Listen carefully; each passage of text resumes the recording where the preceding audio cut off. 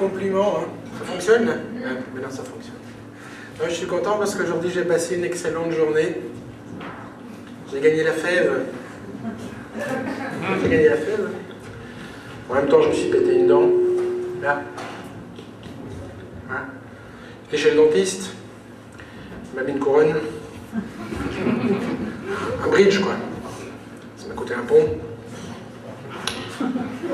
En même temps, ça m'apprendra à tricher avec les enfants. Hein.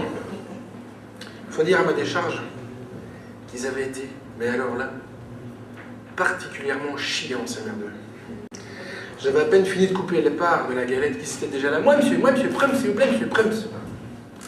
Un peu comme si j'allais favoriser un plutôt qu'un autre. Ben non, question de confiance. Ça m'a énervé, je te jure. Alors j'ai dit, si ça continue, ça va cesser.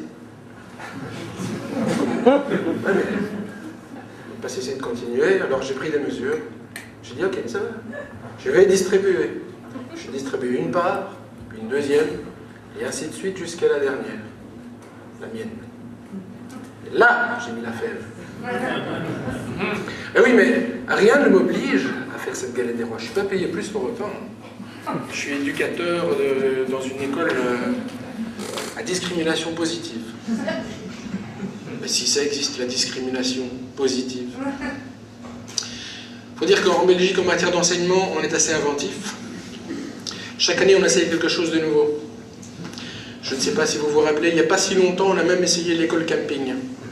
Vous aviez d'un côté la section tente, de l'autre côté la section mobilhome pour les mieux lotis, et puis au milieu, vous aviez cette file de parents devant la grille de l'école pour inscrire leurs gamins. Un petit peu comme la file qu'on retrouve aux sanitaires devant le camping à Blankenberg à l'heure de pointe au mois de juillet. Mais ils ont fait ça qu'un an, hein. Ça n'a pas bien marché, ils ont eu beaucoup de plaintes. Le dernier de la file n'avait pas d'eau chaude. Enfin bon, pour parler concrètement, parce que finalement, éducateur dans une école à discrimination positive, c'est assez abstrait. Disons pour parler concrètement que je suis éducateur dans une école à forte mixité sociale, culturelle et ethnique. Mais je ne m'en plains pas. J'aime mon métier, je trouve que c'est quelque chose de constructif, de positif.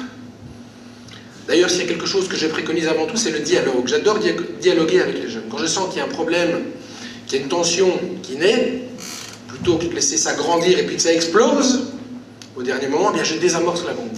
Je favorise le débat, même si ça tourne court de temps en temps. C'est vrai que dernièrement, on a eu un débat, justement, un problème de cohabitation culturelle, disons même religieux. J'ai dit, écoutez les jeunes, nous avons un problème, ne nous voilons pas la face. Eh bien déjà là, il y en a qui n'étaient pas d'accord. Eh oui, mais bon, alors, c'est vrai, ça c'est le côté cliché qu'on imagine l'éducateur, prof de morale, mais ça va bien au-delà. Ça va jusqu'à l'école des devoirs, à la garderie. Et là, je peux faire profiter mon savoir à un maximum d'élèves, tant en calcul qu'en orthographe. En orthographe, par exemple, je vois ce gamin qui vient vers moi, qui me dit « Monsieur, j'ai des problèmes en orthographe », et c'est vrai qu'il en avait. Il ne savait jamais quand il fallait mettre un L ou deux L. Par exemple, une abeille, il mettait toujours un L. Je dis « Écoute mon gamin, je vais te donner un moyen, mais moins technique. Une abeille, ça a combien d'L » Alors il me regarde bêtement. Deux, tiens. Ben ouais. Eh bien, si ça a deux L, tu mets deux L.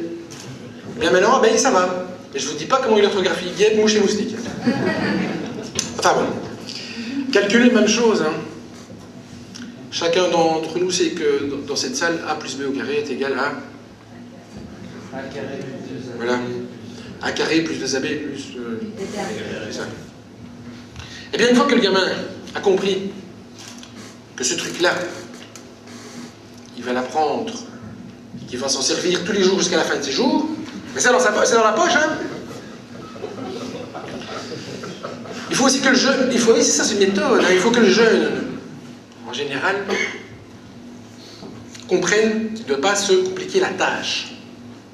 Et cette adolescente, toujours à l'école des devoirs, qui vient vers moi à la garderie, qui me dit « Monsieur, je ne sais pas faire une équation à deux inconnus. » Je dis « Mais écoute, si tu ne sais pas faire une équation à deux inconnus, fais-la à des gens que tu connais. » Non, mais ça, c'est des nouvelles méthodes. Hein.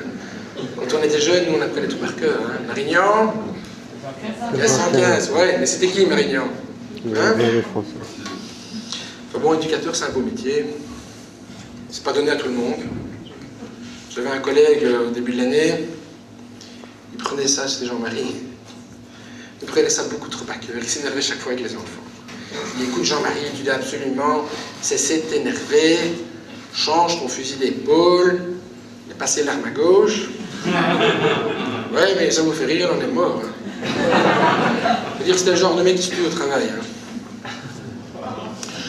Non, éducateur, c'est un beau métier. Ceci dit, avant, je travaillais dans les bureaux, c'était pas mal non plus. C'était différent, mais c'était pas mal.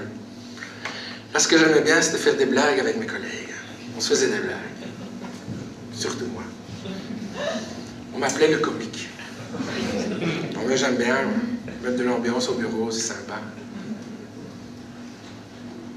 Sauf qu'un jour, j'ai fait une blague qui m'a mal tourné. Ah oui, mais c'est dommage. Je ne sais pas si c'est comme ça chez vous au bureau, mais nous, on avait des casiers avec chacun notre petit nom dessus. Comme ça, on pouvait s'échanger des messages. C'est ce qu'on appelait la communication interne. Et à l'époque, pour vous resituer le contexte, on avait chacun demandé une petite augmentation à notre patron, Michel. Ce qui m'avait donné une idée pour faire une blague à mon collègue Sébastien. J'avais écrit un petit message que j'avais glissé dans son bac, à Sébastien, donc, que j'avais signé du nom de Michel, mon patron. Mais attention, hein, l'idée n'était pas du tout de lui faire croire que c'est mon patron qui lui écrivait vraiment. J'avais écrit... Qu'est-ce que j'avais écrit? Oui, puisqu'en plus, je n'avais pas fait d'effort d'imitation d'écriture, ni quoi que ce soit. J'avais écrit, mon cher Sébastien, pour te récompenser des efforts fournis au sein de notre entreprise ces derniers mois, eh bien, je souhaite t'accorder cette petite augmentation que tu as sollicitée. Mais, comme malheureusement, je ne peux pas augmenter tout le monde au sein de l'entreprise, je voudrais que ça reste entre nous. Aussi, soyons discrets, si tu acceptes ma petite récompense, eh bien, tu viendras me retrouver dans mon bureau lundi à 8h30 et nous parlerons en langage codé. Et tu me diras, là j'avais mis un truc énorme, tu me diras, si tu acceptes mon augmentation, bonjour Michel, je baise ta femme.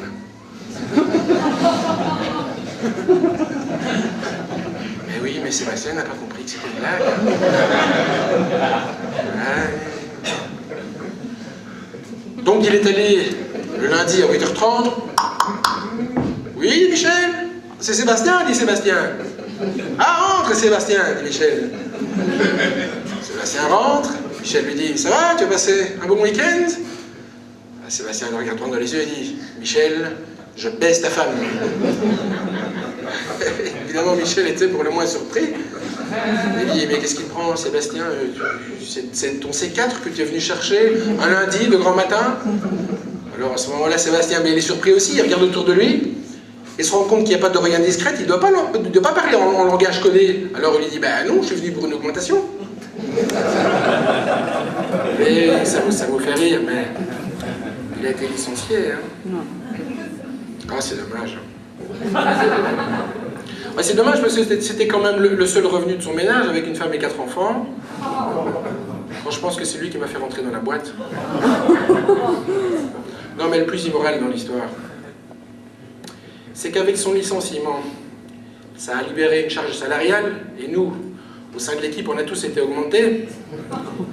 Et s'il y en a bien un qui baise la femme du patron, c'est pas Sébastien, hein? Allez, bonne soirée!